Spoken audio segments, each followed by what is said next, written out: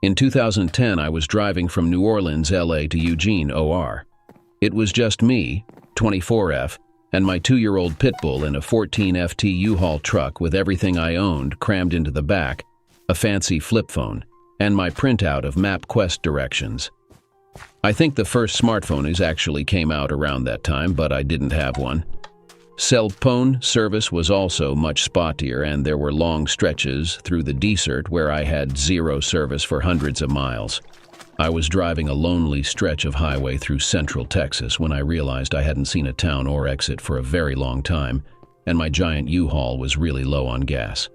Just when I'm starting to freak out and seriously run out of gas, I see a small town coming up. I pull into this town and it is tiny. I was so worried about other things that I never did pay attention to the name of the town, but there were only about 6 streets in the whole place. I go gas up and am ready to get back on the road. Except I cannot for the life of me find my way back to the highway. I circle the town about 4 times and start getting so frustrated because this is such a tiny town. How the fuck can I not find my way out? I can literally see the highway but can't get to it. I returned to the gas station to ask for directions. Now when I got gas, I paid at the pump and never went in. When I enter for directions, there's a skinny, nondescript guy who has black hair hanging down in front of his eyes that looks like it could use a good wash. He's not particularly creepy, but a little rude. He never really met my eyes. He was looking down at a magazine. He gives me directions that don't sound right at all. He's telling me to take a road that will get me to the highway in about 17 miles. For a moment, I am dumbfounded. Then I point out that I didn't drive that far to get from the highway into town. Why so far to get back to the highway? I can literally see it from the town. He is so casual, almost like I'm just an annoyance and can follow his directions or not. Why should he care? He gives me some explanation about the road curving around that doesn't really make sense. He still doesn't look at me. Just whatever, I gave you your directions, and waved his hand in the direction of the door. When I got into the parking lot, my whole body started trembling violently and my heart started racing, seemingly for no reason. I get into the truck, and as soon as I put the key into the ignition, I burst into tears. I had the most terrible feeling that no matter how nonchalant he acted, this man had bad intentions. I didn't know what, but I knew right then and there that there was no way I was going to follow his directions. Yet this was the only store in this little town and, short of knocking on doors, no thank you, there was no one else to ask for directions. I decided I didn't give a shit if this town seemed like something dropped out of the Twilight Zone. I was going to drive around until I found my own way out, even if it took all damn night.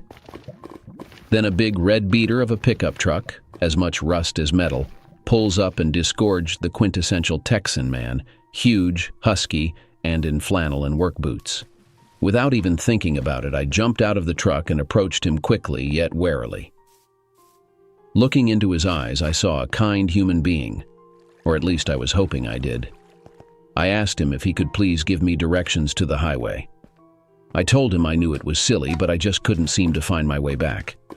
He looked concerned as I was visibly upset, so he made me laugh and very cheerfully gave me directions for a hairpin curve turnoff right at the end of a small concrete tunnel I had passed several times. He said it often confused travelers because it was so hard to see. They need to put up signs, etc. With a sinking feeling in my stomach, I asked him how far in miles was it back to the highway. He laughed and gave me a funny look. Miles, miss. I'd say it's a quarter mile at most. You can see the highway right from here. At this point, I couldn't help it. I had to know. What happens if I drive? And I gave him the directions the man in the store had given me. Texas looked at me very intently and asked me how I knew about that route. It was pretty far out and usually only locals know about it. So I told him. He was quiet for a few minutes and then asked what the attendant looked like and if I had a map of the state. Nope, just my MapQuest, which wasn't helpful in this situation. He goes to his truck and grabs a raggedy local map from his glove box. Spreading it out for me, he traces the route I described. The way the man from the gas station had told me to go led away from town, away from the interstate, and led to seemingly the middle of nowhere. Texas told me that the road did go about 17 miles, right before it dead-ended in the desert. I asked him what was out there, and he told me that it was nothing but some junked cars and a few trailers and mobile homes, all owned by the same family. This family was known locally as troublemakers, meth heads, and alcoholics, and these were the nice things townspeople had to say about them. And the erstwhile clerk was part of this family and lived down that road. I'll never forget the look in Texas's eyes as he told me this. He also told me that I was smart to listen to my instincts, and he told me to be careful traveling out there. I don't know if the man from the gas station wanted what was in the back of my U-Haul or what was in the driver's seat, but thankfully I didn't have to find out. Oh, and I learned that sometimes angels look like ruddy-haired Texans with scruffy faces and rusty pickups. Thank you, random Texan stranger. You really saved my ass, and I will always remember you with tons of love. Sorry I didn't ask your name. You're forever Texas to me now. And that concludes another episode of Creepy Limes, where we delve into the unsettling and inexplicable encounters that send shivers down your spine. If you enjoyed these chilling tales, don't forget to hit that like button and subscribe for more unnerving stories.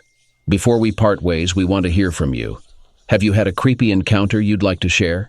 Drop it in the comments below, and who knows, it might be featured in our next video. Your stories make this community truly spine-tingling. Remember, the world is full of inexplicable moments that can send a shiver down your spine, and we're here to explore them together. Stay curious, stay vigilant, and most importantly, stay safe out there.